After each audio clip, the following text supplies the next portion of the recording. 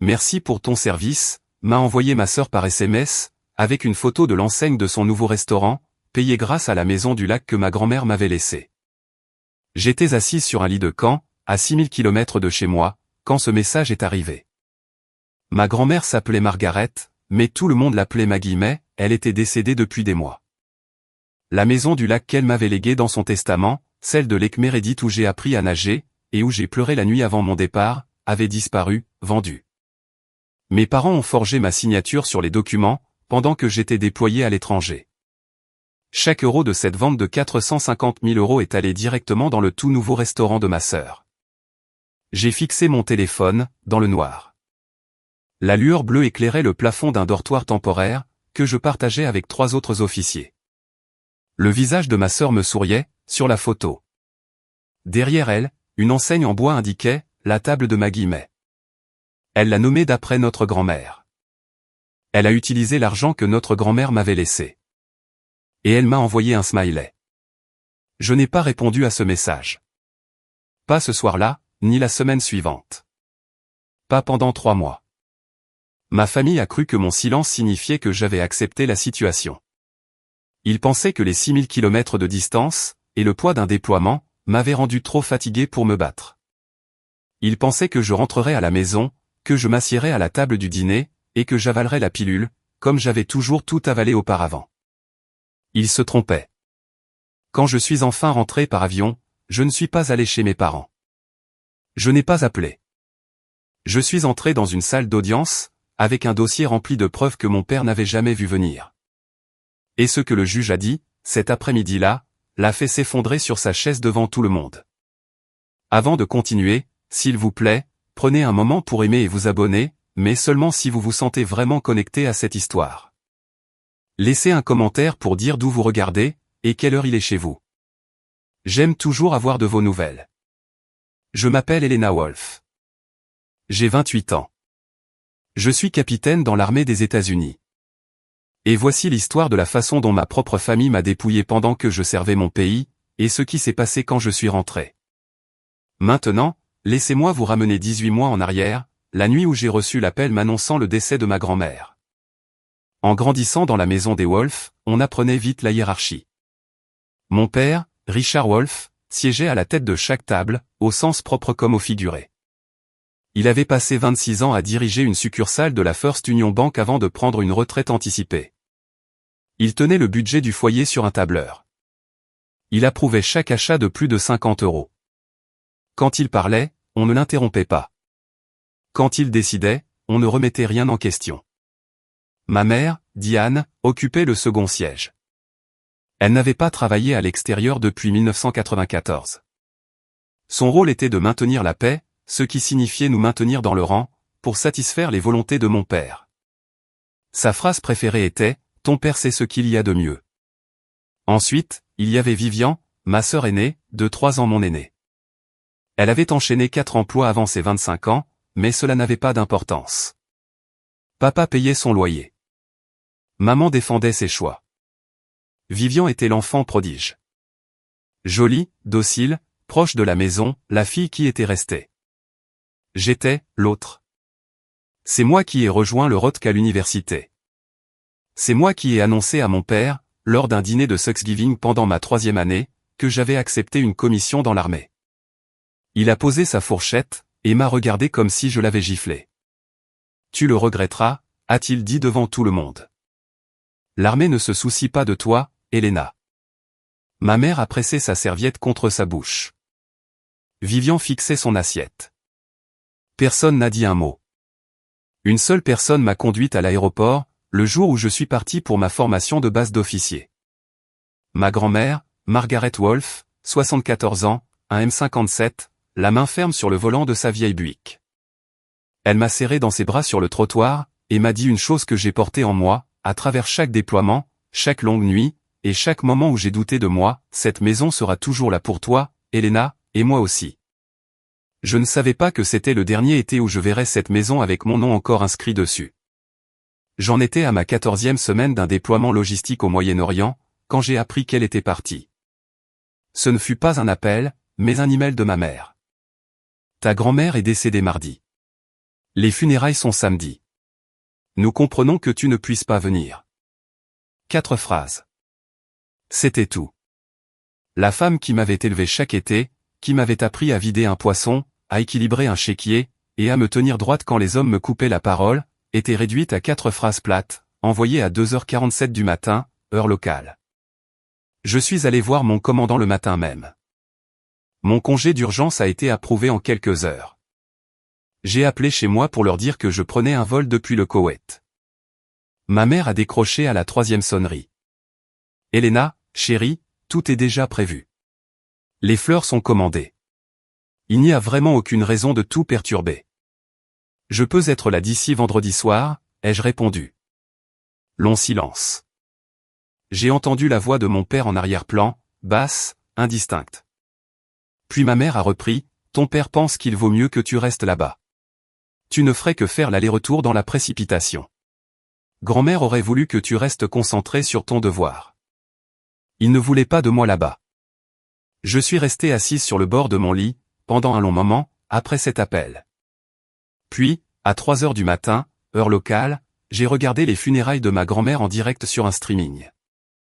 La caméra était posée sur les genoux de quelqu'un, elle tremblait. Vivian se tenait au pupitre. Elle s'est tamponnée les yeux avec un mouchoir, et a lu un morceau de papier. Grand-mère nous aimait tous de manière égale, a-t-elle dit. Elle voudrait que nous restions unis, que nous prenions soin les uns des autres. J'ai éteint mon téléphone. Je me suis allongé dans le noir, en écoutant le ronronnement de l'unité de climatisation fixée au mur. 200 personnes étaient présentes à ce service. Je reconnaissais la plupart d'entre elles. Pas une seule ne m'avait appelé. À l'époque, je me suis dit que ma famille était simplement irréfléchie. Je ne réalisais pas encore qu'ils avaient besoin de mon absence. Je ne savais juste pas pourquoi. 2 semaines après les funérailles, j'ai reçu un email de l'avocat chargé de la succession de ma grand-mère, un homme nommé Philippe Darnel. En pièce jointe se trouvait un PDF, les dernières volontés et le testament de Margaret E. Wolfe. Je l'ai lu sur mon téléphone dans le mess, au milieu du fracas des plateaux et de l'odeur du café réchauffé. Le document était clair. Les économies et les biens personnels de ma grand-mère, ses bijoux et quelques obligations, étaient divisés équitablement entre mon père et moi. Mais la maison au bord du lac, sur les Meredith, la propriété qu'elle possédait depuis 31 ans et évaluée à environ 450 000 €, revenait à une seule personne, moi. Ma gorge s'est serrée. J'ai posé le téléphone, je l'ai repris, et j'ai relu le document 2 fois de plus. Puis, je suis sorti sous la chaleur et j'ai appelé chez moi. Mon père a décroché. Papa, je viens de recevoir le testament de Monsieur Darnel. Je n'arrive pas à croire que grand-mère m'ait laissé la maison du lac. Silence. Pas le genre de silence qui signifie que quelqu'un réfléchit, mais celui qui signifie que quelqu'un décide de ce qu'il va dire. Nous devons parler de cela, Elena. Sa voix était plate, contrôlée. Cette maison est dans la famille depuis 30 ans. Ta grand-mère n'avait plus les idées claires à la fin. Elle me semblait très lucide à chaque fois que nous parlions. Tu n'étais pas ici. Tu ne sais pas comment elle était. J'ai serré le téléphone plus fort. C'est ce qu'elle voulait, papa. Nous en discuterons quand tu seras de retour. Et il a raccroché. Je suis resté au soleil pendant un moment. J'ai essayé d'appeler Monsieur Darnel, mais il m'a assuré que le processus d'homologation suivait son cours normal. Rien à craindre, tout était sous contrôle. J'aurais dû m'inquiéter davantage. J'aurais dû insister. Mais je gérais la logistique d'une base opérationnelle avancée, je dormais 4 heures par nuit, et j'ai commis l'erreur que font toujours les gens qui font confiance à leur famille, j'ai supposé qu'ils ne passeraient pas réellement à l'acte. 3 mois ont passé. Le déploiement est entré dans sa phase la plus difficile. De longues journées, des nuits courtes, le genre de rythme opérationnel qui ne laisse de place à rien, d'autre qu'au travail immédiat. Des journées de 14 heures, des perturbations dans la chaîne d'approvisionnement, des horaires de convoi qui changeaient toutes les 48 heures. J'ai envoyé 2 emails à mon père concernant la succession. Aucune réponse. J'ai appelé ma mère un samedi. Elle a décroché, et a parlé rapidement, comme le font les gens qui ne veulent pas rester en ligne. Tout est en train d'être réglé, chérie. Ne t'inquiète pas. As-tu des nouvelles de Monsieur Darnel? Ton père s'occupe de tout ça. Je peux parler à papa. Il est au magasin de bricolage.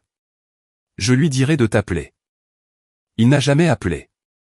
J'ai essayé de joindre Vivian une fois, je suis tombé directement sur son répondeur. La nuit, quand la base devenait calme, je m'allongeais sur mon lit et je fixais le plafond. Quelque chose n'allait pas. Je pouvais le sentir, comme on sent un changement de météo avant que les nuages n'arrivent.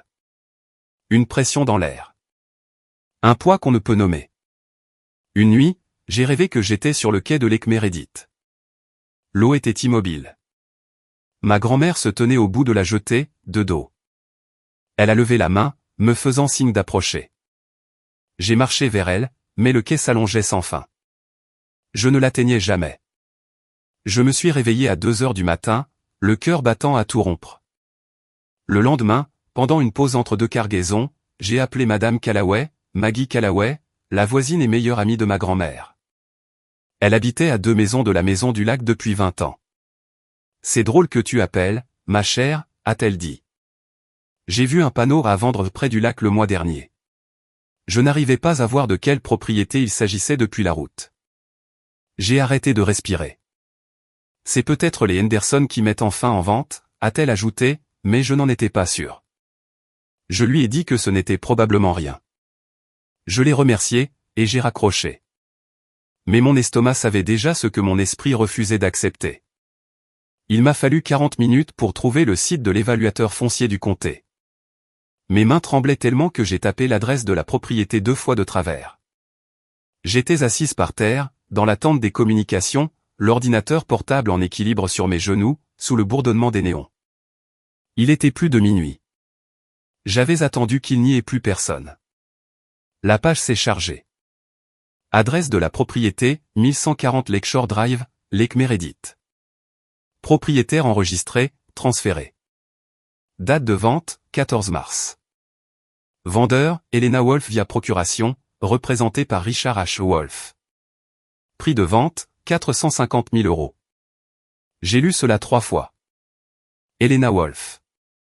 Mon nom. Ma signature.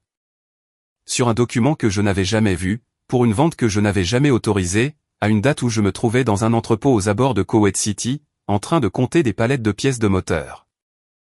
Je suis resté assis sur ce sol pendant un long moment. L'écran est devenu flou. J'ai essuyé mes yeux du revers de la main, et j'ai relu. Puis, j'ai appelé mon père. Il a répondu à la 2e sonnerie, d'un ton décontracté. « Elena, c'est bon de t'entendre. As-tu vendu la maison du lac ?» 5 secondes de silence. J'ai compté. C'était la bonne chose à faire, Elena. Sa voix n'a pas tremblé, pas même un peu. Ta sœur avait besoin de capital. Le restaurant est un investissement pour toute la famille. Tu comprendras quand tu seras à la maison. Tu as forgé mon nom. J'ai pris une décision pour cette famille. C'est ce que font les pères. J'ai raccroché. Je n'ai pas pleuré. Je n'ai pas jeté l'ordinateur. Je suis resté assise là, sur le sol de cette tente, sous les lumières bourdonnantes. Et quelque chose en moi a changé de forme. Je ne me suis pas brisé, je me suis durci. C'est à ce moment-là que j'ai cessé d'être sa fille. Pas légalement, pas encore. Mais dans tout ce qui comptait. La femme qui aurait supplié, qui aurait argumenté, qui aurait appelé en pleurant. Elle était partie. Ce qui l'a remplacée, c'était une plaignante.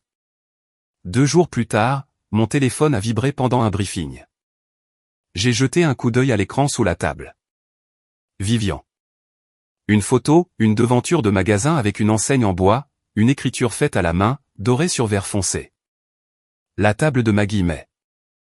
Sous l'enseigne, Vivian se tenait debout avec un tablier de chef, les bras grands ouverts, souriante.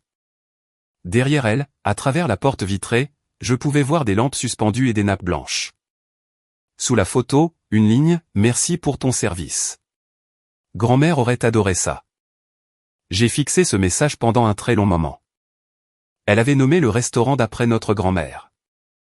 La grand-mère dont la maison du lac avait financé chaque mètre carré de l'établissement. La grand-mère dont le testament, le document légal, certifié et notarié qui disait « Cette maison appartient à Elena », ne signifiait rien pour aucun d'entre eux. Et ma sœur m'envoyait un smiley. J'ai quitté le briefing plus tôt, je suis retourné à mon quartier, je me suis assise sur mon lit, et j'ai ouvert mon ordinateur. J'ai tapé un email au major Daniel Crowe. C'était un officier du JAG, juge avocat général, stationné sur la même base, un avocat militaire. Je l'avais rencontré lors d'un briefing avant le déploiement, 6 mois plus tôt. Il avait donné une conférence sur les protections des membres du service. Je me souvenais avoir pensé à l'époque que je n'aurais jamais besoin de quelque chose comme ça. Objet, j'ai besoin d'un conseil juridique. C'est personnel. J'ai joint 3 choses, le relevé de l'évaluateur du comté, une capture d'écran du SMS de Vivian, et le PDF du testament de ma grand-mère. Ensuite, j'ai fermé mon ordinateur et je me suis assise dans le silence. Je n'ai pas répondu au SMS de Vivian. Pas ce soir-là. Ni le lendemain, ni pendant 3 mois. Ma famille a interprété mon silence comme une défaite. Ils ont cru que j'avais accepté. Ils ont cru que la distance, le déploiement et l'épuisement avaient fait ce qu'ils attendaient depuis toujours, me faire disparaître. Mais je n'étais pas silencieuse. J'étais en train de monter un dossier. Le major Crowe ne faisait pas dans l'émotion, il faisait dans la procédure. Nous nous sommes rencontrés dans son bureau le soir suivant. Une pièce au mur de contreplaqué, avec une table pliante, 2 chaises, et une pile de classeurs plus haute que la lampe de bureau. Il avait déjà examiné mon email. Étiez-vous sur le territoire américain à la date de la vente? Non. Avez-vous signé une procuration? Non. Avez-vous autorisé qui que ce soit, verbalement, par écrit, ou par tout autre moyen, à agir en votre nom concernant cette propriété? Non. Il a écrit quelque chose sur un bloc-notes jaune, sans lever les yeux.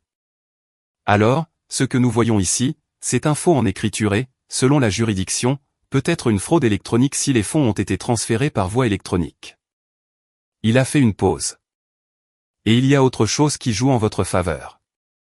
Il a posé son stylo. Vous étiez en service actif, sous ordres fédéraux. La loi sur la protection civile des membres du service, SCRA, donne aux tribunaux un large pouvoir discrétionnaire lorsque les droits d'un militaire sont compromis pendant son déploiement. Ce ne sera pas la base de votre plainte civile, le faux s'en charge tout seul, mais cela dira au tribunal exactement qui votre père a choisi de victimiser. Quelqu'un qui ne pouvait pas se défendre parce qu'elle servait son pays. Les juges remarquent ce genre de choses. La pièce semblait très calme. Est-ce que je peux régler ça discrètement, ai-je demandé. Au sein de la famille. Crowe m'a regardé. Il avait le genre de visage qui bougeait peu. Des yeux calmes, une expression neutre, comme un joueur de poker qui avait cessé de prétendre qu'il jouait à un jeu depuis longtemps. Elena. C'était la première fois qu'il utilisait mon prénom. Ils ont forgé votre signature sur un document légal, et ont vendu votre propriété. Ce n'est pas un désaccord familial. C'est un crime. La première étape est un rapport de police. Vous déposerez cela au retour. Cela crée un dossier formel. À partir de là, vous aurez besoin d'un avocat civil pour le volet civil, et le procureur décidera pour le volet pénal. Les 2 pistes courent en parallèle. Je suis resté un moment avec cette pensée. Le climatiseur cliquetait dans le mur. Qu'est-ce que je dois faire? Documenter tout. Chaque SMS, chaque email, chaque relevé téléphonique. Ne recontactez plus votre famille. Tout ce que vous pourriez dire pourrait compliquer les choses. Une fois que vous serez sur le sol américain, nous vous mettrons en contact avec un avocat civil spécialisé dans la fraude immobilière. J'ai hoché la tête. Ce soir-là, j'ai commencé un dossier sur mon ordinateur. Je l'ai nommé Meredith. Au cours des 3 mois suivants, il est devenu épais. Le silence les rendait fous. 3 semaines plus tard, ma mère a commencé à m'appeler. J'ai laissé chaque appel passer sur la messagerie. Les messages vocaux s'empilaient comme des couches géologiques, chacun révélant plus de pression, plus de désespoir, et plus de culpabilité. Semaine 1, Elena, chérie, pourquoi ne réponds-tu pas? Je commence à m'inquiéter. Semaine 2, ton père est blessé que tu nous ignores. Nous sommes tes parents. Semaine 3, est-ce que c'est à propos de la maison? Nous avons fait ce qu'il y avait de mieux pour la famille. Tu te montres égoïste. Elle envoyait aussi des SMS. De longs fils de discussion qui oscillaient entre l'inquiétude et l'accusation. Je ne dors plus. Es-tu en sécurité? Suivi 12 heures plus tard par « Je ne t'ai pas élevé pour être aussi mesquine ». Vivian ajoutait sa propre pression avec une photo de l'intérieur du restaurant, fraîchement décoré, des bougies allumées sur chaque table. J'aimerais que tu puisses voir ça en personne. Maman pleure à cause de toi. À cause de moi. Mon père a envoyé exactement un message. Il est arrivé à 6h14 du matin, heure locale, ce qui signifie qu'il l'avait tapé tard le soir, peut-être après avoir bu. Pas de salutation, pas de signature, quand tu seras prête à agir comme une adulte, appelle-moi. J'ai lu chaque mot qu'il m'envoyait. J'ai fait des captures d'écran de chaque message. J'ai sauvegardé chaque message vocal. J'ai tout transféré vers une adresse email dédiée, que le Major Crow m'avait aidé à configurer. Chaque élément était consigné avec une date, une heure et un expéditeur. La nuit, alors que la base dormait, je m'asseyais sur mon lit avec mon ordinateur et je construisais une chronologie, la date du décès de ma grand-mère, la date des funérailles, la date à laquelle la procuration a été notariée, la date de vente de la maison, la date du transfert des fonds. La date du SMS de Vivian. Chaque date était croisée avec mes ordres de déploiement, qui me plaçaient fermement à l'autre bout du monde. Chaque message qu'ils envoyaient, chaque message vocal dégoulinant de culpabilité et d'accusation, ils construisaient mon dossier pour moi, sans même s'en douter. Le Major Crow m'a mise en relation avec une avocate civile nommée Rebecca Holt. Elle exerçait à Raleigh, était spécialisée dans la fraude immobilière, et avait la réputation d'être méticuleuse à la manière d'un chirurgien, précise, calme et sans sentimentalisme. Notre premier appel vidéo a eu lieu à 23h, heure locale. Le bureau de Rebecca était lumineux derrière elle. Elle avait déjà récupéré les registres publics. Expliquez-moi la dynamique familiale, a-t-elle dit, sans fioriture. Je lui ai donné la version courte. Elle a écouté sans m'interrompre, puis a tourné son écran pour me montrer un document. Voici la procuration que votre père a déposée au comté. Elle autorise Richard H. Wolf à vendre la propriété du 1140 Lakeshore Drive au nom de Helena Wolf. Elle a zoomé sur le bas de la page. C'est censé être votre signature. J'ai regardé. L'écriture était proche. Mon père s'était entraîné, mais l'inclinaison était mauvaise. La queue du bas de Helena bouclait dans la mauvaise direction. Ce n'est pas la mienne. Je sais. Elle a continué à faire défiler. Le notaire qui a certifié cela est un homme nommé Greg Parson, notaire agréé dans le comté de votre père. Et voici la partie qui compte, lui et votre père ont travaillé ensemble à la First Union Bank pendant 9 ans. L'air a quitté mes poumons. La procédure standard, a continué Rebecca, exige que le signataire se présente en personne devant le notaire ou, au minimum, vérifie son identité par un processus à distance. Rien de tout cela ne s'est produit ici. Votre père est entré avec un document falsifié, et son ancien collègue l'a tamponné. Quelle est la peine pour cela? Le faux en écriture sur un acte ou un instrument similaire est un crime de classe H en Caroline du Nord, passible de 4 à 25 mois de prison et d'un casier judiciaire permanent. Elle a marqué une pause. Pour votre père.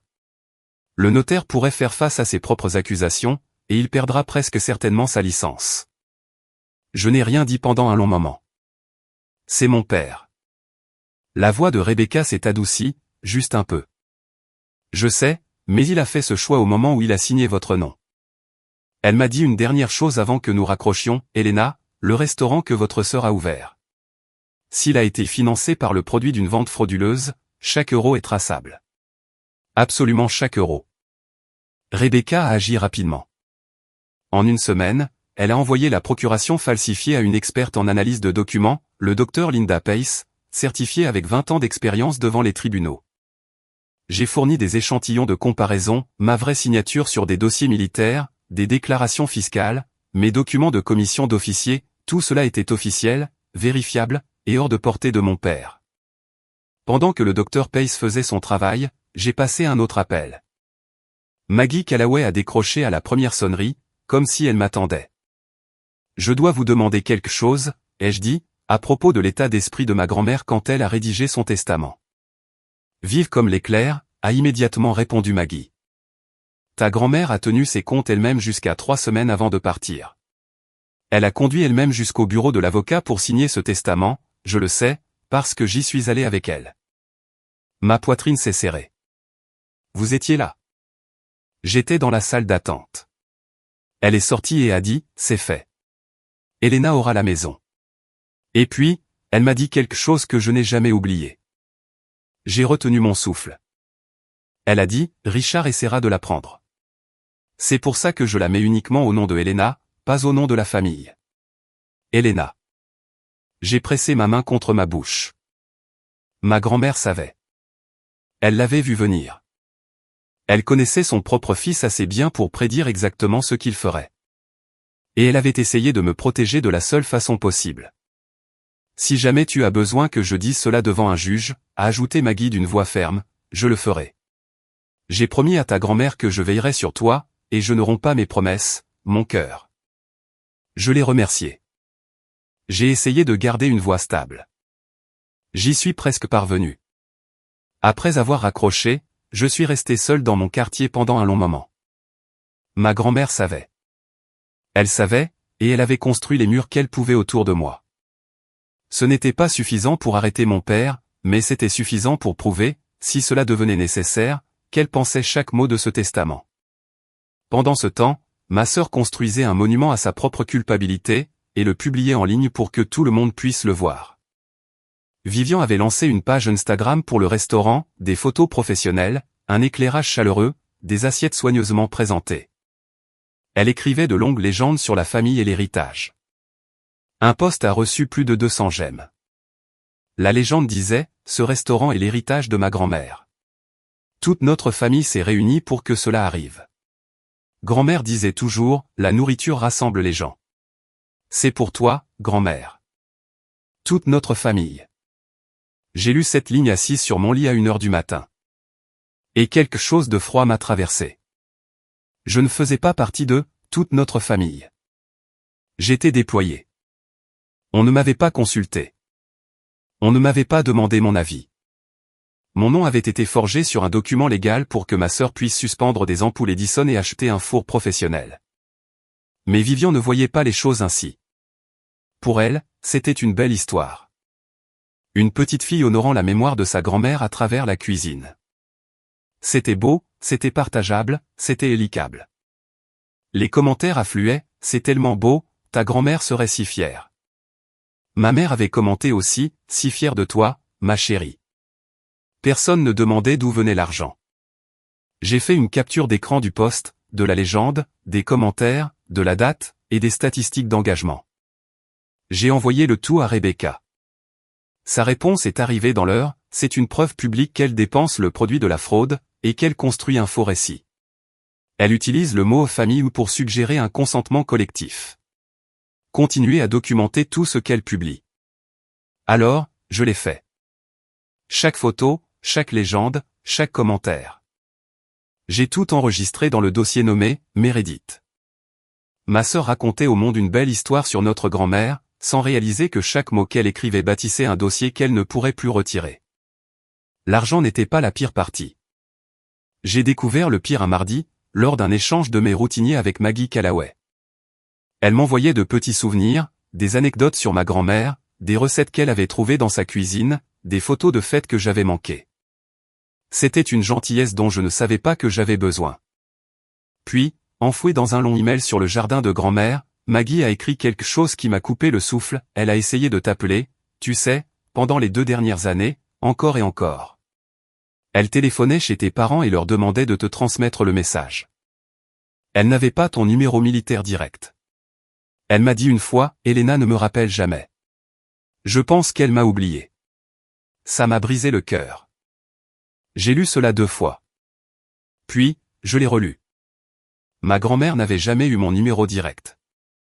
Elle avait 77 ans, n'était pas à l'aise avec les emails, et elle avait toujours appelé via la ligne fixe de mes parents. C'est ainsi que nous avions toujours fait. Elle appelait la maison, et il me transférait l'appel ou passait le message. Mais je n'avais pas reçu un seul message d'elle en 2 ans. Pas un seul. Je ne pouvais pas prouver, à ce moment-là, que mon père avait délibérément intercepté ses appels. Mais la chronologie était accablante. Elle appelait. Il répondait. Les messages ne m'arrivaient jamais. Et quand je demandais de ses nouvelles, il me disait qu'elle perdait la tête. Peut-être y a-t-il une explication innocente à cela. J'en ai cherché une. Je n'en ai pas trouvé. Mais lui, il l'avait fait. Il avait répondu à ses appels et lui avait dit que j'étais trop occupé. Il avait raccroché et m'avait dit qu'elle déclinait. Il avait coupé le lien entre nous, proprement, délibérément, et avait laissé ma grand-mère passer les 2 dernières années de sa vie en croyant que sa petite-fille l'avait oublié. Elle est morte en pensant que je ne m'en souciais pas. J'ai pleuré cette nuit-là. Pas pour la maison, pas pour l'argent. Pour les appels téléphoniques qui n'étaient jamais arrivés, pour la vieille femme assise près de la fenêtre de sa cuisine, se demandant pourquoi j'avais arrêté d'appeler. Il ne s'était pas contenté de voler ma propriété. Il avait volé les 2 dernières années que j'aurais pu avoir avec ma grand-mère. Et cela, c'est quelque chose qu'aucun tribunal au monde ne pourra me rendre. Mon déploiement s'est terminé en août. J'ai pris l'avion du Koweït vers Ramstein, puis de Ramstein vers Fort Liberty. 22 heures de voyage, 3 correspondances, et un mal de tête logé derrière mes yeux comme un poing serré. Quelque part au-dessus de l'Atlantique, j'ai rallumé mon téléphone personnel. 11 appels manqués, 6 messages vocaux, 23 SMS. Le nom de ma mère, encore et encore. J'ai ouvert le SMS le plus récent, envoyé 4 heures plus tôt, nous venons tous te chercher. Vivian ferme le restaurant pour la journée. Papa cuisine ton rôti de bœuf préféré avec des pommes de terre. Il est temps de mettre tout cela derrière nous, chérie. Nous t'aimons. Je pouvais le voir si clairement. Tous les 3 m'attendant aux arrivées. Ma mère avec une pancarte faite à la main, Vivian avec une boîte de pâtisserie, mon père se tenant légèrement à l'écart, les bras croisés, la mâchoire serrée, prêt à accepter ma reddition avec un signe de tête ferme et une accolade rapide. Il voulait m'envelopper dans un retour chaleureux avant que je ne puisse réfléchir correctement. Étouffer la colère sous la sentimentalité. M'asseoir à la table du dîner, me passer les pommes de terre, et répéter « Nous sommes une famille » jusqu'à ce que cela semble vrai. J'avais déjà vu cette pièce de théâtre auparavant. À chaque fête, chaque dispute, chaque fois que l'une d'entre nous sortait du rang, le bouton de réinitialisation de la famille Wolf. On s'assoit, on mange, on fait comme si rien ne s'était passé. Pas cette fois. J'ai appelé ma mère. J'ai gardé une voix calme. Ne venez pas à l'aéroport. J'ai besoin de quelques jours pour m'installer. Elena, s'il te plaît. Ton père fait des efforts.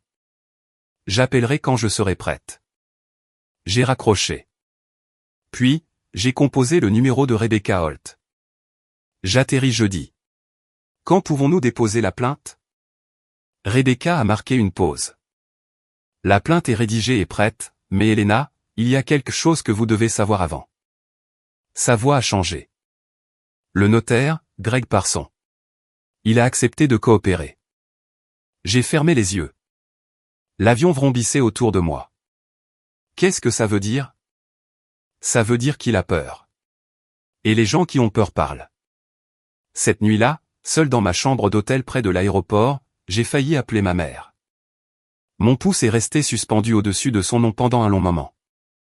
Une partie de moi, celle qui se souvenait encore des gâteaux d'anniversaire, des tresses et du fait d'être portée jusqu'au lit, voulait l'entendre dire qu'elle était désolée. Voulait l'entendre dire que c'était une erreur, qu'ils allaient réparer ça, que je pouvais rentrer à la maison et que ce serait comme avant. J'ai posé le téléphone parce que elle, avant, était aussi un mensonge. Je ne l'avais juste pas encore vue. J'ai atterri jeudi après-midi.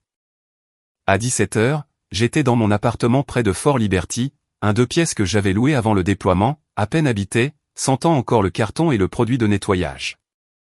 J'ai déposé mon sac près de la porte, verrouillé le pen dormant, et je suis resté un moment dans le silence. Puis, j'ai entendu des voix. J'ai tourné l'angle vers le salon et je me suis arrêté. Mon père était assis sur mon canapé, les jambes croisées, un bras étendu sur le dossier. Ma mère était dans la cuisine, déballant des sacs de courses. Vivian était appuyé contre le comptoir, faisant défiler son téléphone. Ils ont tous levé les yeux en même temps. Bon retour, soldat. Mon père a souri. Son sourire n'atteignait pas ses yeux. Vivian a brandi une boîte blanche, j'ai apporté quelque chose du restaurant. Tu dois goûter ça. Ma mère s'est précipitée vers moi, les bras ouverts, les larmes déjà aux yeux, tu nous as tellement manqué, chérie. Je n'ai pas bougé. J'ai regardé derrière eux, sur le comptoir de la cuisine, où mon double des clés était posé à côté d'un sac de citron. Comment êtes-vous entré? J'ai utilisé la clé d'urgence, a dit ma mère, cherchant toujours à m'étreindre. Tu me l'as donnée avant de partir. Tu te souviens? Au cas où il arriverait quelque chose. Je m'en souvenais. Au cas où il y aurait une urgence, au cas où une canalisation éclaterait, au cas où je mourrais là-bas et que quelqu'un doive récupérer mes affaires. Pas pour ça. Je vous avais demandé de ne pas venir. L'ambiance a changé. Vivian a baissé la boîte. Ma mère a laissé retomber ses bras. Mon père a décroisé les jambes. Tu es notre fille. Nous n'avons pas besoin d'invitation. Vous avez utilisé une clé que j'ai donnée à maman pour les urgences. J'ai gardé une voix plate. Ce n'est pas une urgence. C'est une intrusion. S'il vous plaît, partez. Personne n'a bougé. Le réfrigérateur bourdonnait. Vivian a essayé de rire. Elena, allez. C'est juste un dîner. S'il vous plaît, partez, ai-je répété, en ouvrant la porte d'entrée. Mon père n'a pas bougé. Il a regardé la porte ouverte, puis m'a regardé, et s'est rassis. Tu veux jeter ta famille pour une maison? Ce n'est pas à propos d'une maison, papa. Ta grand-mère aurait honte de toi. Ne parle pas pour elle. Je suis son fils, et je suis la personne à qui elle aurait dû laisser cette maison. Sa mâchoire s'est serrée. Ma mère s'est interposée, les mains levées, la médiatrice déployant son protocole habituel. Elena, s'il te plaît. Tu ne sais pas ce que nous avons vécu. Ton père a subi tellement de stress. Vivian a investi tout ce qu'elle avait. Si tu vas plus loin, tu vas détruire le restaurant de ta sœur, la réputation de ton père, et toute cette famille. Vous avez détruit ma confiance quand vous avez forgé mon nom. Le mot est resté suspendu dans la pièce, forgé. Ma mère a tressailli. Vivian a posé la boîte de pâtisserie sur le comptoir. Quand elle a parlé, sa voix était plus dure que ce à quoi je m'attendais. Oh, allez, Elena. Tu étais partie. Tu es toujours partie. Tu n'es même pas venue aux funérailles de grand-mère. Elle a écarté les bras. Qu'est-ce qu'on était censé faire? Laisser une maison de 450 000 € dormir là. J'ai regardé ma sœur, je l'ai regardée attentivement. Je n'étais pas aux funérailles parce que papa m'a dit de ne pas venir. Vivian a scié. Ma mère a regardé le sol. Mon père s'est levé. Il s'est dirigé vers la porte lentement, comme s'il me faisait une faveur en partant. Sur le seuil, il s'est arrêté, assez près pour que je puisse sentir son après-rasage. Si tu fais ce que je pense que tu vas faire, a-t-il dit calmement, tu n'auras plus de famille vers qui revenir. J'ai soutenu son regard. Je n'en ai plus depuis longtemps. Il est sorti. Ma mère a suivi, en pleurant. Vivian a ramassé sa boîte et est partie sans me regarder. J'ai fermé la porte, je l'ai verrouillée, et j'ai appelé un serrurier. Ensuite, j'ai appelé Rebecca. Déposez tout. Rebecca a déposé la plainte le lundi. La plainte nommait Richard H. Wolf et Vivian R. Wolf comme défendeurs. Les chefs d'accusation, fraude immobilière, faux en écriture, détournement de propriété et manquement à l'obligation fiduciaire. À la plainte était jointe une demande formelle pour que le tribunal transmette les preuves de faux criminels au bureau du procureur. 2 jours plus tard, un huissier a sonné au 47 Beardwood Lane, la maison où j'avais grandi. Je n'étais pas là pour le voir, mais je sais exactement comment ça s'est passé, car 3 parents m'ont appelé dans l'heure qui a suivi. Mon père a ouvert la porte. Il a lu la première page de l'assignation. Selon ma tante Janet, qui était là pour prendre le café ce matin-là, son visage s'est décomposé si vite qu'elle a cru qu'il faisait une crise cardiaque. Ma mère est accourue. Elle a lu par-dessus son épaule et a dû s'asseoir sur les marches du perron. Vivian a reçu sa propre assignation le même après-midi.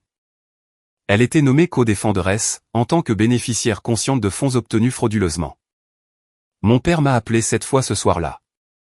J'ai regardé chaque appel éclairer mon écran et j'ai laissé sonner. Vivian a appelé une fois. Sa voix sur le message vocal tremblait. Tu es sérieuse? Tu me poursuis en justice? Ta propre sœur? Pour une maison? Pour une maison. C'était toujours ainsi qu'elle présentait les choses. pour une maison. À la fin de la semaine, la machine à récits familiaux tournait à plein régime. Mon père appelait tous les parents qu'il pouvait joindre. Elena poursuit ses propres parents. Vous y croyez? Après tout ce qu'on a fait pour elle. Ma mère a publié un statut vague sur Facebook, quand votre propre enfant se retourne contre vous, tout ce que vous pouvez faire, c'est prier. Certains parents m'ont appelé. La plupart étaient confus. Quelques-uns étaient en colère. J'ai donné à chacun la même réponse, vous êtes les bienvenus à l'audience. La vérité y sera. La même semaine, Rebecca a déposé une plainte pénale séparée auprès du bureau du procureur. Le faux, la fraude, l'affaire civile et le volet pénal allaient avancer en parallèle. L'audience a été fixée à un mardi d'octobre. Salle 3B, tribunal du comté, un petit bâtiment en briques avec un mât de drapeau devant et un parking qui sentait l'asphalte chaud. Je suis arrivé 20 minutes en avance. Je portais mon uniforme de cérémonie, classe à veste olive, bouton en laiton, barrette de capitaine sur les épaules, un signe de l'unité sur la poche gauche. Rebecca m'avait suggéré de le porter. Vous êtes une officière en service active dont les droits, selon la loi fédérale, ont été violés. L'uniforme dit exactement au tribunal qui a été lésé. Rebecca m'a rejointe dans le couloir. Elle portait un classeur en cuir de 8 cm d'épaisseur. Derrière elle, le major Crow était assis sur un banc. Il avait demandé une permission pour assister à l'audience en tant que témoin de moralité. Il a hoché la tête une fois en me voyant. Il n'a rien dit. Il n'en avait pas besoin. Au troisième rang, près de la fenêtre, Maggie Calloway était assise, les mains jointes sur ses genoux. Ses cheveux blancs étaient épinglés en arrière. Elle portait un gilet bleu que ma grand-mère lui avait offert. À côté d'elle, sur le banc, elle avait posé un petit album photo. À 9h47, la porte s'est ouverte à nouveau. Mon père est entré le premier, costume sombre, cravate rouge, le dos droit, mais ses yeux étaient injectés de sang et sa mâchoire était si serrée que je pouvais voir le muscle tressaillir. Ma mère suivait, en robe noire, un mouchoir à la main. Elle a balayé la salle du regard et m'a trouvé immédiatement. Nos yeux se sont croisés. Les siens étaient gonflés. Vivian est arrivée la dernière, robe noire, cerne sous les yeux. Elle ne m'a pas regardé. Leur avocat, un homme nommé Gérald Pratt, compétent pour les transactions immobilières locales mais clairement dépassé par une affaire de fraude impliquant des preuves médico-légales et des implications fédérales, les a dirigés vers la table opposée. J'ai appris plus tard que mon père avait appelé 3 autres cabinets auparavant. 2 avaient refusé après avoir examiné le dossier. Le 3e avait demandé une avance qu'il ne pouvait pas se permettre. Mon père m'a regardé de l'autre côté de l'allée, a regardé l'uniforme. Quelque chose a changé dans son expression. De la surprise, peut-être, ou une forme de reconnaissance. La fille qu'il avait méprisée était revenue, habillée exactement avec ce qu'il lui avait dit qu'elle regretterait. J'ai soutenu son regard pendant 2 secondes. Puis je me suis tourné vers le juge. Le juge est entré. Nous nous sommes tous levés. La juge Patricia Whitmore était dans la cinquantaine, avec des lunettes de lecture retenues par une chaîne et une voix qui portait sans effort. Elle a examiné les documents, puis s'est tournée vers Rebecca. Conseil de la plaignante, procédez. Rebecca s'est levée. Elle n'a pas précipité ses paroles. Votre honneur, la plaignante, le capitaine Elena Wolfe, est la seule bénéficiaire nommée du bien immobilier situé au 1140 Lakeshore Drive, Lake Meredith, selon les dernières volontés et le testament de Margaret Wolfe, décédée. Elle a ouvert son classeur. Nous allons démontrer que le défendeur, Richard Wolfe, a fabriqué une procuration portant la signature falsifiée de la plaignante, l'a fait certifier frauduleusement. Et l'a utilisée pour vendre la propriété pour 450 000 € pendant que la plaignante était déployée à l'étranger sous ordres militaires actifs. Elle a exposé les preuves avec la précision d'un chirurgien disposant ses instruments. Pièce A, l'analyse graphologique médico-légale du Dr Linda Pace, concluant avec une certitude de 99,7% que la signature sur la procuration n'était pas celle de Elena Wolfe. Pièce B, mes ordres de déploiement militaire, cités non seulement sous la loi SCRA, mais comme preuve directe que j'étais physiquement incapable de signer un document dans l'État de Caroline du Nord le 14 mars. Pièce C, les registres de transfert de propriété, montrant les 450 000 € déposés directement sur un compte enregistré au nom de Vivian R. Wolfe. Pièce D, les SMS des 2 défendeurs, démontrant leur connaissance et leur intention. Rebecca a mis en avant le SMS que Vivian m'avait envoyé, la photo de l'enseigne du restaurant avec « Merci pour ton service ». Elle a montré les posts Instagram où Vivian écrivait « Toute notre famille s'est réunie ». Ensuite, elle a présenté les relevés bancaires montrant les 450 000 € versés directement sur le compte personnel de Vivian. Pas un compte familial, pas une fiducie, le nom de Vivian, le compte de Vivian.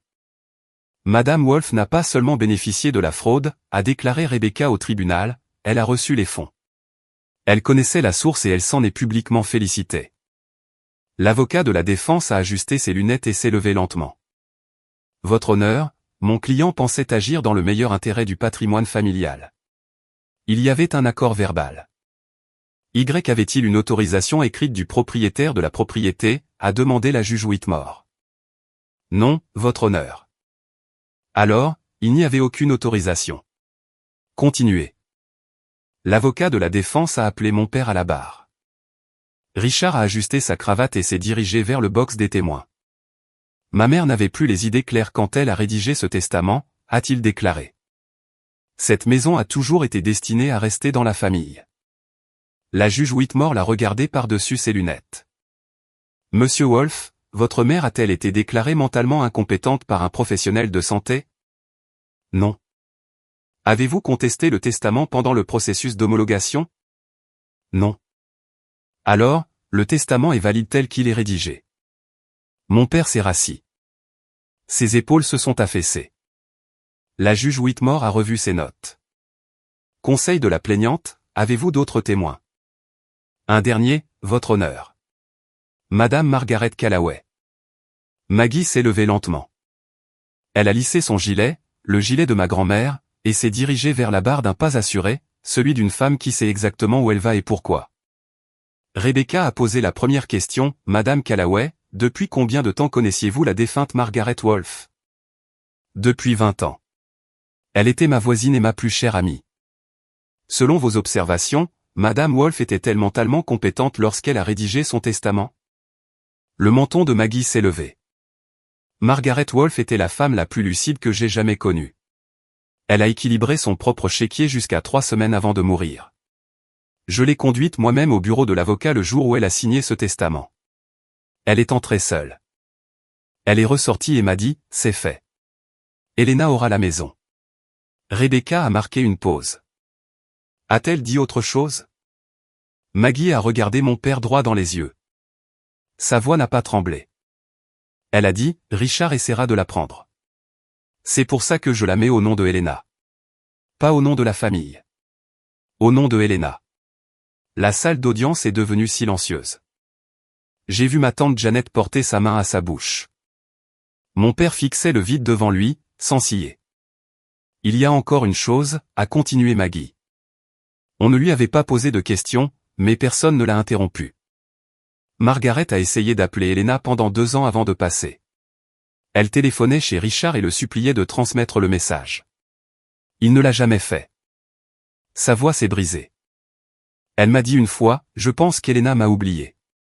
Elle est morte en croyant cela, et ce n'était pas vrai. Quelque chose de pesant s'est installé dans la pièce. L'atmosphère a changé.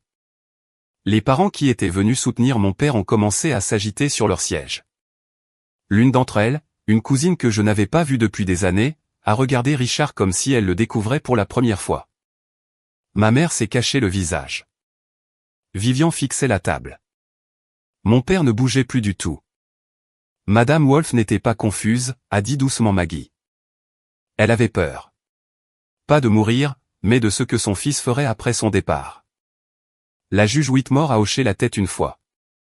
Merci, Madame Callaway. La juge Whitmore a pris 15 minutes pour revoir ses notes. Personne n'a parlé dans la salle. Les pleurs étouffés de ma mère étaient le seul son, un bruit rythmique et ténu, comme une horloge qui s'arrête. La juge a retiré ses lunettes, les a posées sur le bureau, et a regardé mon père. Le tribunal estime qu'il existe des preuves claires et convaincantes que Richard H. Wolf a fabriqué une procuration portant la signature falsifiée de Elena Wolf, qu'il l'a fait certifier frauduleusement par un notaire avec qui il entretenait une relation professionnelle préalable. Et qu'il a utilisé ce document pour vendre un bien immobilier appartenant à la plaignante alors que celle-ci était déployée à l'étranger en service militaire actif. Elle a marqué une pause, laissant ces mots peser dans l'air. Ce tribunal est profondément troublé par le fait que le défendeur ait choisi d'exploiter une période où la plaignante, une militaire en service actif, était physiquement incapable de surveiller ou de protéger ses propres biens. Bien que le cœur de cette affaire soit le faux et la fraude selon la loi de l'État, le tribunal note que cibler quelqu'un qui sert ce pays ajoute une dimension particulièrement troublante à la conduite du défendeur. Elle s'est tournée vers les documents devant elle. Le tribunal ordonne ce qui suit. Premièrement, le tribunal déclare la procuration frauduleuse et la vente immobilière qui en a résulté comme étant le produit d'un faux. Étant donné que la propriété a depuis été cédée à un acheteur de bonne foi n'ayant aucune connaissance de la fraude, le tribunal n'annulera pas cette transaction. En revanche, les défendeurs assumeront la pleine responsabilité financière. Comme la propriété a été transférée à un acheteur de bonne foi, le défendeur devra verser une restitution intégrale de 450 000 € à la plaignante. Deuxièmement, des dommages-intérêts supplémentaires d'un montant de 85 000 €, couvrant la perte d'usage de la propriété, les frais de justice et les dommages compensatoires. Troisièmement, le tribunal a été informé que la plaignante a déposé une plainte pénale séparée auprès du procureur. Compte tenu des preuves présentées aujourd'hui, ce tribunal transmettra ses conclusions au procureur pour aider à cette enquête. Le faux d'un instrument légal est un crime de classe H selon le statut général 14 à 122 de la Caroline du Nord. Elle a regardé mon père une dernière fois. Monsieur Wolf, la loi ne se plie pas aux bonnes intentions, et ce que vous avez fait ne montre aucune bonne intention du tout. Richard est resté pétrifié. Son avocat s'est penché pour lui murmurer quelque chose, mais Richard n'a pas répondu. Ses mains, qui avaient été jointes sur la table, se sont lentement ouvertes. Sa tête est tombée en avant. Puis son corps tout entier s'est affaissé, les épaules, la colonne vertébrale, tout, il s'est effondré sur sa chaise comme si on avait coupé les fils qui le maintenaient debout. Diane a crié « Richard !» Vivian s'est levé d'un bond. L'huissier s'est avancé. Mais mon père ne faisait pas un malaise médical. Il vivait quelque chose de pire. C'était un homme qui avait tout contrôlé toute sa vie, sa banque, sa femme, ses filles, l'héritage de sa mère. Et en un après-midi, devant sa famille et une salle pleine de témoins, il avait tout perdu. La salle d'audience s'est vidée lentement. Mon père a été aidé par son avocat et l'huissier pour se relever. Il est sorti sans regarder personne, une main sur le mur pour garder l'équilibre. Il bougeait comme un homme ayant pris 20 ans depuis le matin. J'étais en train de ramasser mes affaires quand ma mère est apparue dans le couloir. Elle avait arrêté de pleurer. Son visage était tendu, marqué, furieux. « Es-tu contente maintenant ?» Elle me barrait la route. « Tu as détruit ton père. » Je l'ai regardé. La femme qui avait pris ma clé d'urgence et l'avait utilisée pour me tendre une embuscade. La femme qui avait regardé son mari forger ma signature sans rien dire. La femme qui avait publié sur Facebook des messages sur son enfant ingrate, pendant que je montais un dossier juridique à 6000 km de là. Il s'est détruit lui-même, maman. Je n'ai fait qu'apporter les preuves. Elle a ouvert la bouche, puis l'a refermée. Elle s'est écartée. Plus loin dans le couloir, Vivian se tenait seule. Son avocat était déjà parti. Elle serrait la lanière de son sac à deux mains, les articulations blanchies. Le restaurant, a-t-elle chuchoté. Mon restaurant. Rebecca s'est avancée, d'un ton professionnel, Madame Wolf, je vous suggère de discuter avec votre avocat des options de restitution. Je suis passé devant elle deux, j'ai franchi les doubles portes et je suis sorti sous le soleil d'octobre. Maggie m'attendait sur le banc de pierre à l'extérieur. Elle s'est levée en me voyant et a ouvert les bras. Je me suis réfugié contre elle, j'ai pressé mon visage contre ce gilet bleu, le gilet de ma grand-mère, et j'ai pleuré. Pas de joie, car il n'y avait aucune victoire ici. Juste une femme récupérant ce qui n'aurait jamais dû lui être pris, à un prix que personne ne devrait avoir à payer. Elle serait si fière de toi, a dit Maggie dans mes cheveux. De l'autre côté du parking, le major Crow était appuyé contre sa voiture, les bras croisés. Il a capté mon regard et a fait un simple signe de tête. Rien de plus n'était nécessaire. Je suis rentré seul en voiture. Je n'ai pas allumé la radio. J'ai sorti la photo de ma grand-mère de mon portefeuille, celle prise au lac, nous deux sur le quai, moi à 10 ans, et je l'ai posé sur le tableau de bord. Je suis resté là longtemps. Les semaines suivant l'audience ont défilé.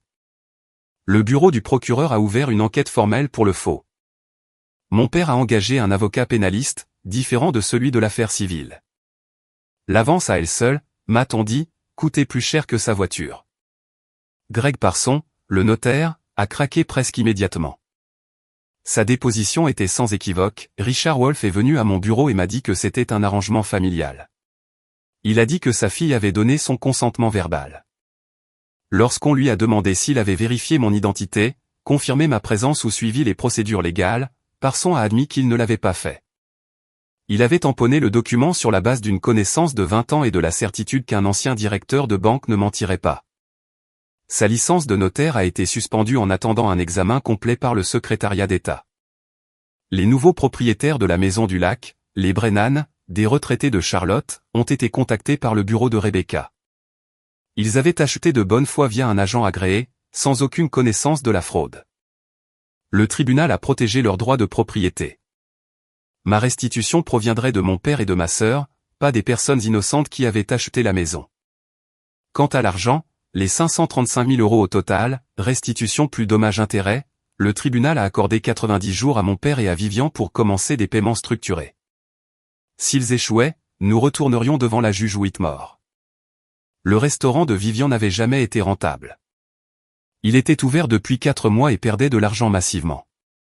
L'équipement était en leasing. Le bail du bâtiment était de 12 mois, non transférable. Chaque euro qu'elle avait versé dans la table de Maggie May était un euro qui m'avait été volé, basé sur un document qui n'aurait jamais dû exister. Rebecca m'a appelé un vendredi après-midi, le système avance, Elena.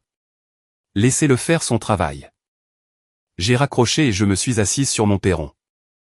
Le soleil se couchait. Quelque part, mon père lisait des codes pénaux avec un avocat qu'il n'avait plus les moyens de payer. Je ne me sentais pas forcément mieux, je me sentais juste en règle. Les petites villes ont la mémoire longue et la mèche courte. Dans les 2 semaines suivant l'audience, tout l'entourage de mes parents était au courant. Pas parce que je l'avais dit, je n'avais rien publié, je n'avais pas passé un seul appel. Le tribunal avait fait le travail. Un reporter du journal local avait publié un court article dans la colonne des procédures judiciaires, une affaire de fraude civile impliquant une procuration falsifiée et la vente de la propriété d'une personne décédée. Pas de nom. Les charges pénales n'avaient pas encore été déposées. Mais dans une ville de 11 000 habitants, tout le monde savait qui habitait Lakeshore Drive. Les appels sont arrivés vers moi, en une vague lente et régulière. D'abord, ma tante Janet. Elle pleurait. Je savais que quelque chose n'allait pas à Thanksgiving, quand ton père est devenu si défensif à propos de la maison. J'aurais dû dire quelque chose. Je suis désolé, Elena. C'est bon, tante Janet. Tu ne savais pas. J'aurais dû poser des questions à ce moment-là.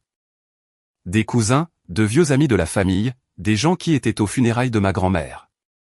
Certains laissaient juste des messages vocaux courts, maladroits mais gentils, on a appris ce qui s'est passé. On pense à toi. Quelques-uns ont admis qu'ils m'avaient traité d'ingrate avant l'audience et qu'ils avaient honte. J'ai répondu à chacun de la même façon, merci. J'apprécie votre démarche, mais j'ai besoin de temps. Tout le monde n'était pas bienveillant.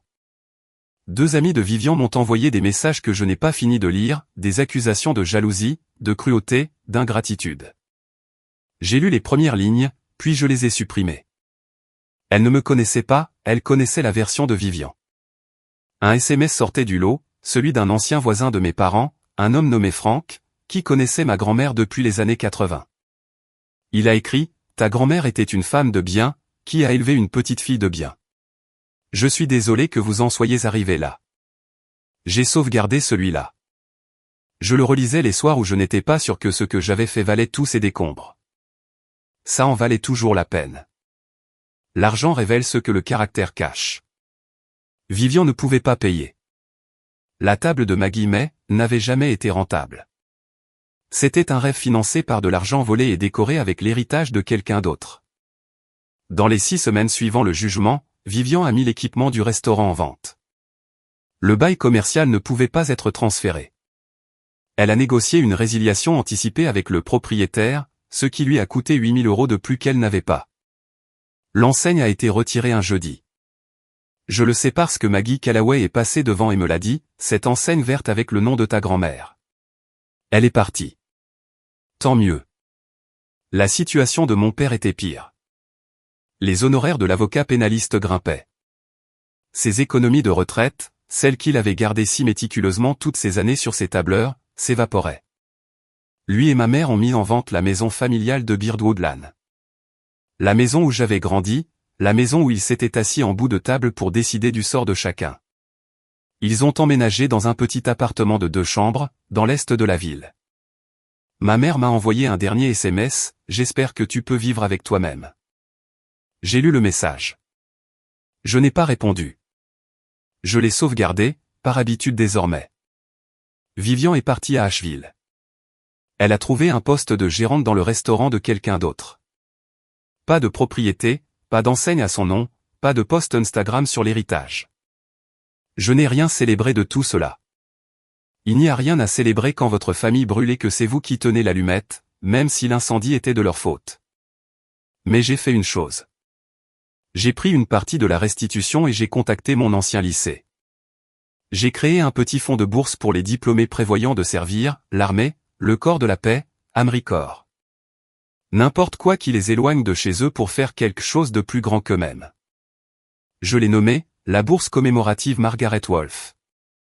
Pas parce que je voulais que les gens le sachent, mais parce que ma grand-mère disait toujours, aide ceux qui n'ont personne pour les soutenir. Elle aurait aimé ça. Je suis allé à Lake Meredith un samedi de novembre. Je ne l'avais pas prévu. J'avais fait des courses pressing, vidange, la mécanique ordinaire d'une virée assemblée et je me suis retrouvé sur la route de comté qui menait au lac. Je l'ai suivi sans réfléchir. De la façon dont votre corps se souvient d'un itinéraire que votre esprit a essayé d'oublier. La maison était toujours là. Une nouvelle peinture, un gris doux remplaçant le blanc. Une nouvelle clôture. La balustrade du perron avait été remplacée, et la vieille balançoire en bois avait disparu. Dans le jardin de devant, les nouveaux propriétaires avaient planté des tournesols, hauts et imposants, penchés vers la route. Je me suis garé et j'ai coupé le moteur. Le quai était visible par le côté de la maison. La même forme, le même bois patiné. L'eau derrière était plate et argentée, captant la lumière de novembre. Je me suis souvenu de l'été de mes 12 ans. Ma grand-mère assise au bout de ce quai, les pieds nus dans l'eau, un livre de poche sur les genoux. Je lui avais demandé pourquoi elle aimait tant le lac. Parce que l'eau trouve toujours son chemin, Helena. Elle n'avait pas levé les yeux de son livre. Tu peux lui mettre un barrage. Tu peux la détourner. Mais elle finit toujours par trouver le chemin pour avancer. Je suis resté assise dans ma voiture à regarder les tournesols. Ils n'étaient pas là quand c'était à nous. Plus rien dans cette propriété ne m'appartenait désormais. Ni la peinture grise, ni la nouvelle clôture, ni le quai. Mais le souvenir d'elle assise là, les pieds dans l'eau, me disant de continuer à avancer. Ça, c'était à moi. Aucune signature falsifiée ne pouvait y toucher. Aucun tribunal ne pouvait l'attribuer à quelqu'un d'autre. J'ai démarré le moteur et j'ai repris la route. La radio s'est allumée, une chanson country que je ne connaissais pas, une guitare slide et une voix de femme chantant le retour à la maison. J'ai baissé la vitre et j'ai laissé l'air du lac remplir la voiture. La maison n'était plus la mienne. Mais ce qu'elle m'avait appris que personne n'a le droit de prendre ce qui vous appartient simplement parce qu'ils parlent plus fort, qu'ils sont plus proches ou plus enclins à mentir, cela m'appartenait pour toujours. 6 mois ont passé. Je suis resté à Fort Liberty.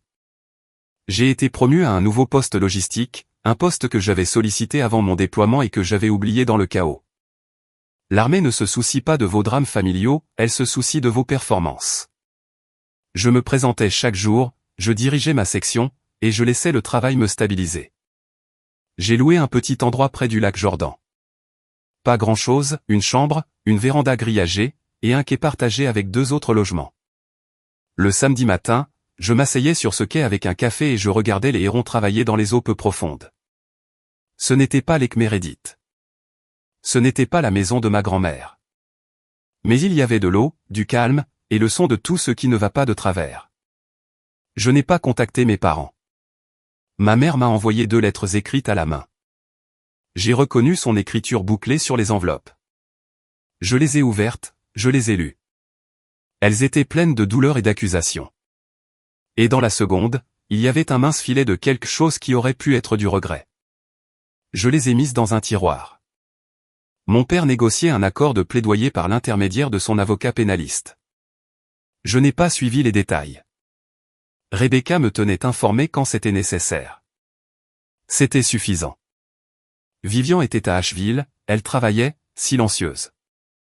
La personne à qui je parlais le plus était Maggie Callaway. Elle appelait chaque dimanche après-midi. Nous parlions de petites choses, son jardin, mon travail, la météo au lac. Parfois, elle me racontait des histoires sur ma grand-mère. Parfois, elle écoutait simplement. Je n'essaie pas de remplacer Margaret, m'a-t-elle dit une fois. Je sais. Mais je suis là tant que tu en as besoin. J'ai aussi rejoint un groupe de soutien pour vétérans qui se réunissait le mercredi soir au centre communautaire près de la base. Je n'ai pas partagé mon histoire pendant le premier mois. Mais quand je l'ai fait, brièvement, sans m'apitoyer sur moi-même, plusieurs personnes dans le cercle ont hoché la tête. Eux aussi avaient perdu des choses.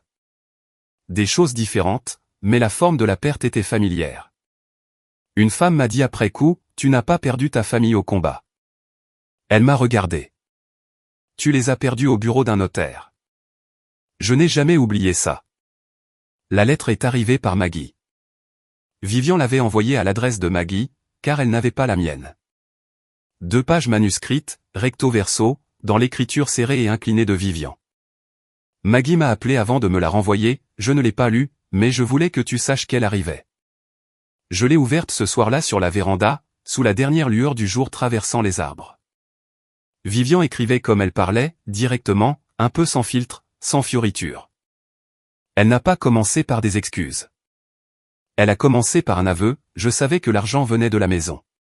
Je savais que papa avait forgé ta signature.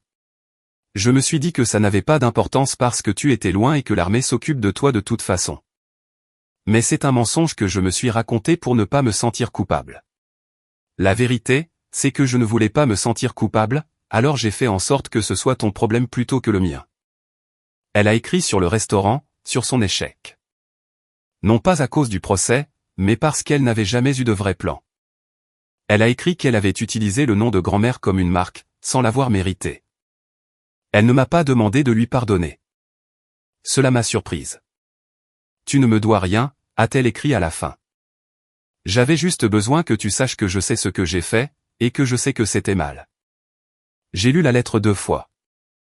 Je suis resté assise un moment avec elle, écoutant les grenouilles près de l'eau.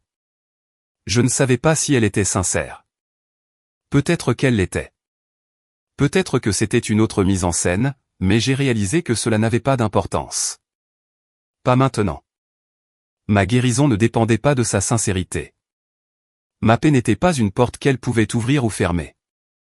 J'ai répondu par un court paragraphe, j'ai lu ta lettre. Merci de l'avoir écrite. Je ne suis pas prête pour plus que cela. Prends soin de toi, Vivian. J'ai scellé l'enveloppe, je l'ai timbrée, et je l'ai déposée à la poste le lendemain matin. Ce n'était pas une porte ouverte, mais ce n'était pas un mur non plus. C'était une limite. Et les limites, je l'avais appris, n'ont pas besoin d'être colériques pour être réelles. C'est donc mon histoire. Je ne la raconte pas pour obtenir de la sympathie. Je ne la raconte pas pour que vous détestiez ma famille. Je la raconte parce que je sais. Je sais que certains d'entre vous écoutent cela en ce moment avec un nœud à l'estomac, parce que vous reconnaissez quelque chose. Peut-être est-ce un parent qui traite votre silence comme une permission. Peut-être est-ce un frère ou une sœur qui prend sans cesse et qui appelle cela, la famille. Peut-être est-ce la façon dont quelqu'un que vous aimez a pris une décision concernant votre vie, votre argent, votre propriété ou votre temps. Et quand vous avez réagi, ils ont dit que c'était vous, le problème. Si c'est votre cas, je veux vous dire quelque chose. Vous n'êtes pas ingrat parce que vous vous protégez.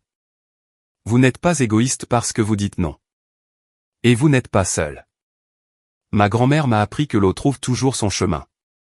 J'ai perdu sa maison du lac. J'ai perdu la famille, ou ce que je croyais être une famille. Mais j'ai trouvé mon propre chemin. Il passe par un petit appartement près du lac Jordan, par une salle d'audience où je me suis tenu debout dans mon uniforme pour dire la vérité, et par un appel téléphonique le dimanche avec une vieille femme dans un gilet bleu, qui a promis à ma grand-mère de veiller sur moi. Poser une limite n'est pas une punition. C'est du respect de soi, avec une adresse de retour. Je ne sais pas ce qui se passera ensuite avec mon père, avec Vivian, ou avec ma mère. Peut-être qu'un jour nous nous assoirons à nouveau dans la même pièce. Peut-être pas. Mais je sais ceci, quoi qu'il arrive, cela se fera selon des conditions que j'aurai choisies, pas selon des conditions forgées en mon nom pendant que j'étais à 6000 km de là, au service d'un pays qui, au moins, avait la décence de mettre ses accords par écrit. Si vous avez déjà posé une limite, ou si vous rassemblez le courage d'en poser une, parlez-en dans les commentaires. Je les lis tous, sans exception. Merci de m'avoir écouté. Merci d'être resté jusqu'à la fin. Si cette histoire vous a touché, j'ai une question, quel moment a été le plus fort pour vous?